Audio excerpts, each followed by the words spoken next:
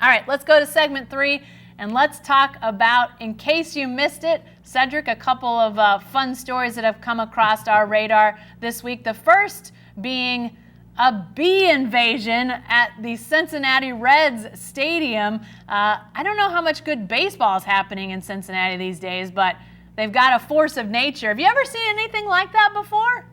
Yeah, once every few years, there are bees that invade a baseball stadium. You know, Jen, we don't talk a lot of baseball on the writer's blog, but full disclosure, I grew up a Cincinnati Reds fan Whoa.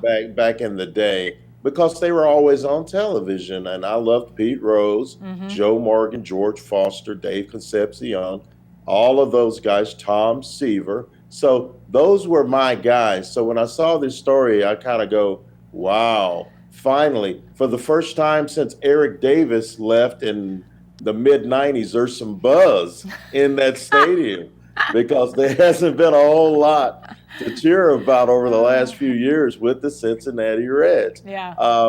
I thought about some of the wackier things that have happened in baseball.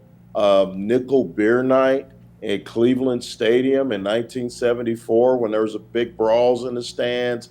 Just a horrible, horrible day in Cleveland. Everybody's drunk and fighting and rolling around on the ground. Or in 1979, 40 years ago, Jen, before you got here, Disco Demolition Night at the Chicago White Sox, when they basically ceremoniously killed disco and they burned records at the stadium. I'm sorry, I was a kid then, but I love me some disco. Give me some Bee Gees. Give me a little bit of Donna Summer, some Gloria Gaynor. That was my stuff. So the Bees showing up was kind of cool. And like I said, finally some buzz around Cincinnati baseball. Unfortunately, the Bees left, and now they're back to being the crappy Reds.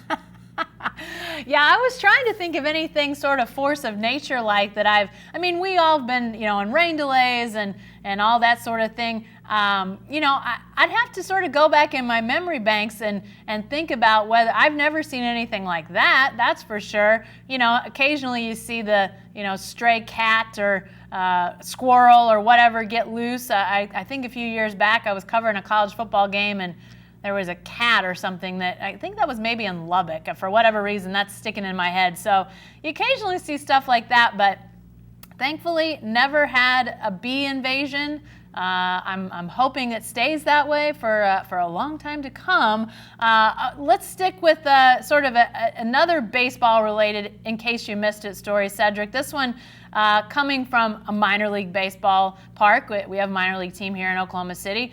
This one in Connecticut, the Hartford minor league team there has decided no more peanuts. They're not selling peanuts or Cracker Jacks, because that has peanuts in it as well. No more sales of those from their concession stands to try to bring in fans with peanut allergies. And frankly, that's younger fans these days. Lots of kids nowadays, it seems, have developed peanut allergies. They're saying no to the peanuts, no to the Cracker Jacks.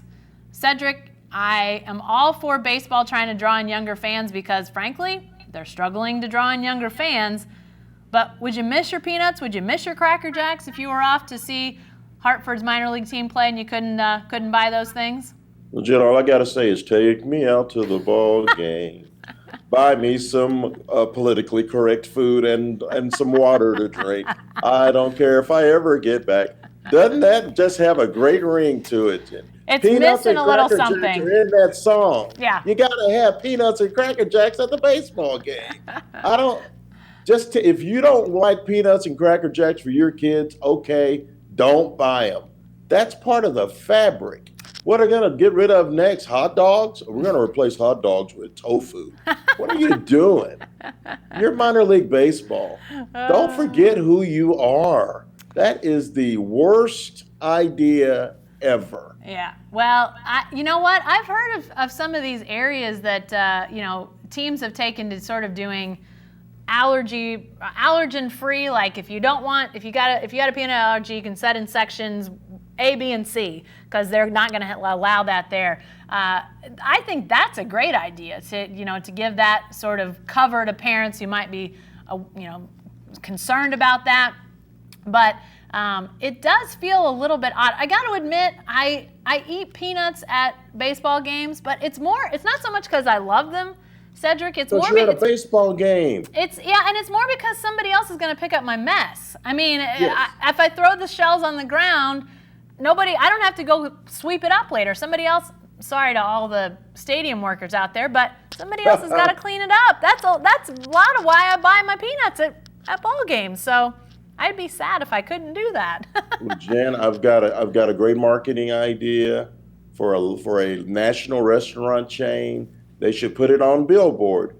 If you can't get peanuts at the baseball game, come see us. Signed, Texas Roadhouse. You can get some peanuts at the Texas Roadhouse. You can throw them on the floor. Yep. Look, here's the question I have: who in marketing in that baseball minor league organization sat down at a meeting and went, what are we going to do to address the allergen population, the allergic population? It's growing by leaps and bounds. Somewhere there's a kid out there that can't eat peanuts. We don't want him staying away because he can't eat peanuts.